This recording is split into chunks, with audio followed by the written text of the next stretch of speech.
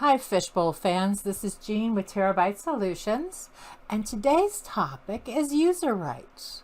So in Fishbowl, we have users and we have user groups, and all the rights are tied to the user groups, all right? So out of the box, Fishbowl gives us accounting and purchasing and receiving. And then you can assign the members to each of those groups and, to kind of figure out what their access rights are. You kind of like have to open them up and see what they've got assigned to. If I'm just looking at what rights the user group grants. If I want to know what an individual user has rights to, over here, Fishbowl has provided a handy dandy report right here under user. And I can find out what user rights Fanny Bryce has. And I'm going to do that for exporting just because. So on the accounting integration, she has all rights, etc. and so on. But, this is only run one user at a time, and it can get a little difficult to figure out exactly what we have rights to. So, and then we have our user login log, and we can see the login time, and seeing how this is my sample file, this guy's never logged in. But I'd like to present to you a different approach to user rights. Okay. So as you can see here, I have a user right for check QuickBooks balance. I have a user right for a user group for cycle counts. I have a user group for part master. I have a user group for reconciling my bills to my receipts, which is different than receiving. Okay. I have a user rights for scrap. So what I've tried to do is check QuickBooks balance. Okay.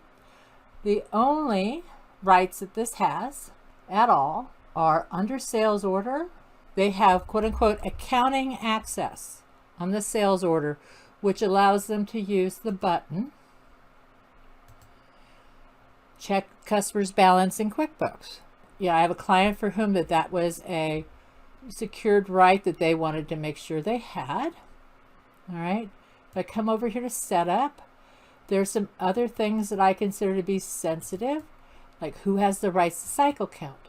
So my cycle count rights right here, the only rights they have is for, under the materials inventory tab, the ability to cycle count.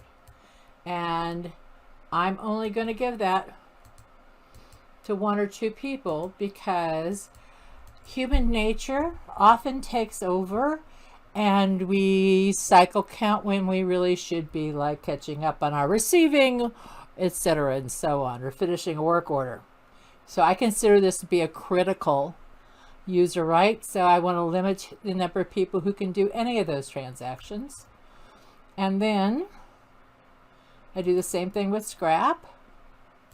So I'm going to make this Harry and Chris. All right. Because, the decision to throw something away needs to be limited. And then reconciling. This is something that only accounting should be doing.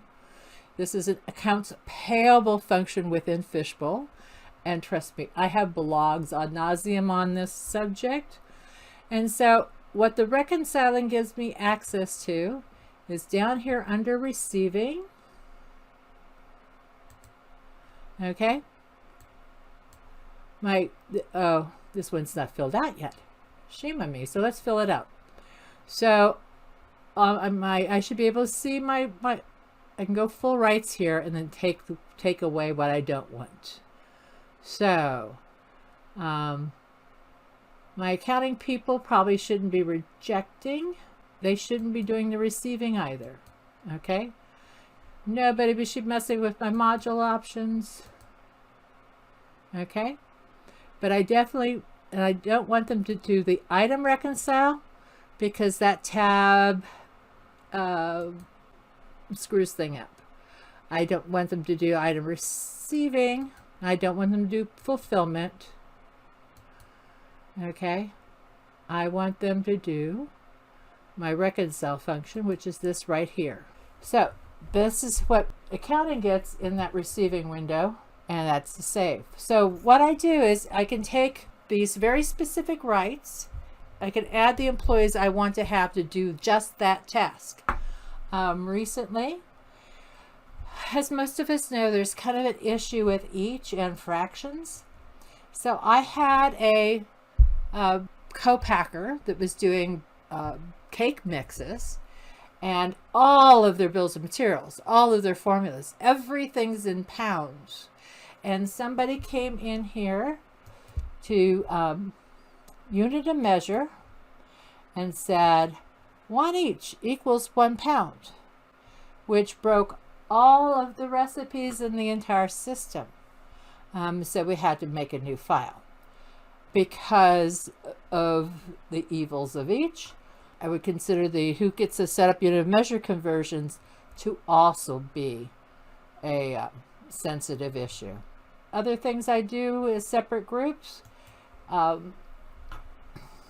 The part master, you know, if you set part numbers wrong with the wrong unit of measure, life is miserable from there on out. So that's my approach to user rights. It's really easy to see who has the rights to do what from this, because it's just who I have allowed to have part master. So Happy's in charge of the part master in this file, and let's hope he stays happy.